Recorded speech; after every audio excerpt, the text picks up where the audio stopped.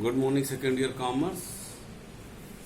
Hope कि आपका examination काफ़ी अच्छे से हो गया होगा, सारे पेपर अच्छे हो गए होंगे। एक नया एक्सपीरियंस हुआ होगा कि ऑनलाइन कैसे एग्जाम दिया सकता, वो भी objective type 40 question 45 minutes. That were too challenging. आपको घर पर थे, आपके पास तमाम सुविधाएं थी, आप सवाल हल कर सकते थे, क्वेश्चन हल कर सकते थे। एक नया चैलेंज था, एक नया एक्सपीरियंस था। और अब पता भी लगा होगा कि हम लोगों ने जो ऑनलाइन क्लासेस लिया, उस क्लासेस के आधार पर आप पेपर दिए होंगे, तो आपको अपनी क्षमता कब लगाओगे, क्योंकि आप proceeding toward the board examination, तो you must be ready for that challenge. आगे चलते हैं। काफ़ी दिनों से हम लोगों ने लेक्चर रिकॉर्ड भी नहीं किया था, आया भी नहीं था। अब हम लोग फिर से पढ़ाई शुरू करते हैं। आज हम लोगों का टॉपिक है जो हम लोग को इसके पहले कोऑपरेटिव बैंक में खत्म हो गया था, पेपर में वहीं तक आया था। आज हम लोगों का जो टॉपिक है इसी रूरल क्रेडिट पर, और टॉपिक है other sources of agriculture credit, takavi loan, chit fund, regional rural bank, RRB and NABARD. इसमें हम लोग बोलेंगे। इसके आज के सेगमेंट में हमारा जो छोटे छोटे टॉपिक हैं, जैसे चिट फंड क्या है, निधि क्या है, तकावी लोन क्या है, इस पर हमारा मेन फोकस रहेगा।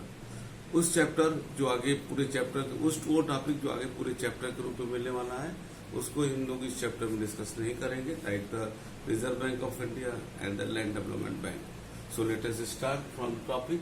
The first topic is the taccavi loan. Takavi loan ये जो है मूलतः ये एग्रीकल्चर रूरल डेवलपमेंट, एग्रीकल्चर के लिए दिया जाता है, रूरल डेवलपमेंट के लिए दिया जाता है, शॉर्ट और लॉन्ग पीरियड के लिए दिया जाता है। ठीक है ना। इसमें जो है, इसमें बहुत ज्यादा वो टिपिकल नहीं है। एक उसके लिए दिया जाता है कि वो लोग जो है गांव में वो अपना जो भी उनके एग्रीकल्चर की जरूरत है, उसके लिए वो खरीदे सामान को और उस पर जो है वो करें। वैसे ये बहुत ज्यादा प्रचलित नहीं है, लेकिन इसको जो है गवर्नमेंट ने इसको अडॉप्ट किया है, लेकिन ये बहुत फेमस नहीं हो पाया। बहुत कम लोग ही इसको जानते हैं। ठीक है ना। इसमें जो दिया भी है, the government loan farmer are called the taccavi loan. The total amount of this loan are very small as compare to the large financial requirement of the agriculture. ठीक है ना। These loan are given only during the period of emergency and distress. Distress कहने जब मुसीबत कोई आपदा आई है, और इसमें एक बहुत ही जो है नॉमिनल इंटरेस्ट लिया जाता है। इस समय इसमें तो 6% दिया है, आप उसको नेट पर जाकर देख सकते हो, ये चेंज हो गया है इसमें, लेकिन नॉमिनली 6% बहुत ही नॉमिनल उस पर दिया जाता है। लेकिन ये बहुत ज्यादा प्रचलित नहीं हो पाया। उसके पीछे कारण क्या है? कारण ये है जो सबसे पहला कि एक तो छोटा अमाउंट देते हैं। आज जिस तरीके से रुपये की वैल्यू है और जिस तरह की रिक्वायरमेंट है, हमको काफी ज्यादा पैसा चाहिए रहता है। और दूसरा है कि जो हम लोगों का एक सिस्टम में चला आ रहा है, लोन देते समय हम लोग व्यक्ति की जरूरत या व्यक्ति का प्रोजेक्ट जिससे ज्यादा हम ये देखते हैं वो हमारा चाहता कितना है, चाहे वो चाहता फेवरेटिज्म पर हो, नेपोटिज्म पर हो, या ये है कि उसने जो है हमको कुछ ऊपर से दे दिया है, हम उस पर। तो corruption and favouritism is one of the main reason कि by this type of loan has not been get success. ठीक है ना। ये सब सारी चीजें हैं।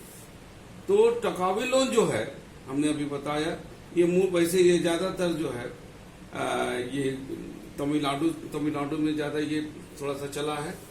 और एक इसके फेल होने के पीछे कारण भी है कि चूंकि ये छोटा है और ये ज्यादा बड़ा लोन देता नहीं है, तो जो गांव के टिपिकल लोग हैं ये वो पढ़े लिखे कम होते हैं, फॉर्मेलिटीज कम नहीं कर पाते हैं, इसलिए ये लोन बहुत ज्यादा सक्सेस नहीं हो पाया है। ठीक है ना। बाकी इसमें कोई ऐसा टिपिकल पॉइंट नहीं है जिसको हम यहाँ पर वो करें।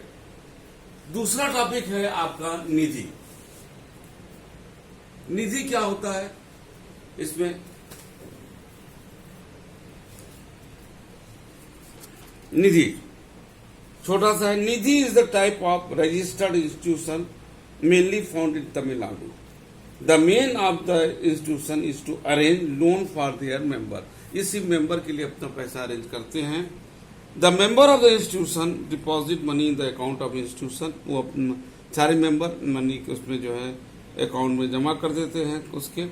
If any member of the institution is need of the same money, he may take the loan from the institution, माने सारे मेंबर उसमें पैसा जमा करेंगे और किसी को जरूरत है तो उससे वो लोन ले सकता है, ठीक है ना। To take the rate of interest varies है कम। निजी institution is example of the self help, sir आप खुद को मदद कीजिए। It is craze the habit of the saving, now in India the number of institution is decreasing. संक्षेप में था। लोन ऑफिस बंगाल में ज्यादा चलता है। At present there are more than 1000 loan office in India. The total of this office is 10 crore rupees, 10 crore. These office get deposit from the public. This institution are the source of the loan for the farmer. ध्यान दीजिएगा, farmer के लिए ये ज्यादा है। अब आते हैं चिट फंड। चिट फंड एक लॉटरी सिस्टम होता है। आप देखते हो कि जो ये इस तरह से एक बिजनेस से है, बिजनेस को फाइनेंस सपोर्ट करता है, खुद अपने ही लोग मिल करके, सब लोग मिल करके उसको सपोर्ट करते हैं। अगर जिसके पापा बिजनेस में होंगे वो देखते हो कि बीसी खेलते होंगे, और लेडीज के रूप में केटी पार्टी चलता है, वो इसी पर चिट फंड के आधार पर होता है। लोग क्या करते हैं, मान लीजिए 20 मेंबर हैं और 5-5 हजार रुपया जो है उसमें क्या कहते हैं हर व्यक्ति उसमें डाल रहा है, तो हुआ 1 लाख रुपया। अब 1 लाख रुपया हमारे पास इकट्ठा हो गया है, हर महीने 5-5 हजार था, 1 लाख रुपया हर महीने इकट्ठा होता है। जो मेंबर है जिसको जरूरत है वो नाम दे देता है, लॉटरी निकलता है। मान लीजिए 5 लोगों ने दिया, 5 लोगों में से जिसकी लॉटरी निकल गई उस व्यक्ति को 1 लाख रुपया दे दिया जाएगा। इसी तरह हर महीने होता है, फिर वो एक इजी इंस्टॉलमेंट में वो पैसा वापस कर देता है। ये आपका जो है चिट फंड है। ये आजकल माने बिजनेस सर्किल में अनऑफिशियली बहुत प्रचलित है, और इसका परिणाम होता है लोगों को बिना बैंक जाए और उनको एक अच्छा खासा पैसा उनको उपलब्ध हो जाता है। और जिस प्रकार वो इससे वो जो है एक डे टू डे बेसिस पर उनको प्रॉब्लम होता है। इसका जो सबसे बड़ा दुरुपयोग है कि मान लीजिए किसी ने पैसा लिया, अगर वो नहीं वापस किया तो वहां पर वो मामला वहीं फंस जाता है, दिक्कत होने लगता है।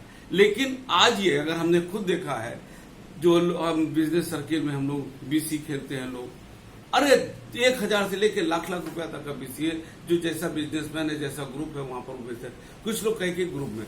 तो ये टोटल ये चिट फंड है, जो चिट फंड एक्ट से गवर्न भी होता है, और लॉटरी सिस्टम होता है, जिसका लॉटरी पे नाम आ जाएगा वो इसको करेगा, ठीक है ना। तो एक इजी वे है फॉर द बिजनेसमैन कि उसको जो है उसको एक पैसा अपनी जरूरत के लिए बिना बैंक जाए, इधर उधर जाए, आपस में ही लोग जिसके पास सरप्लस है वो लगा करके इसमें उसको उपलब्ध करा देता है। That is the chit fund, ठीक है ना। और उसके बाद एक पॉइंट है इसमें, agriculture refinance corporation. Agriculture refinance corporation was established in 1 July 1963 for providing refinance for the vast program of the related to the agriculture development। यहां पर जो एक शब्द आ रहा है, व्हाट इज द रीफाइनेंस।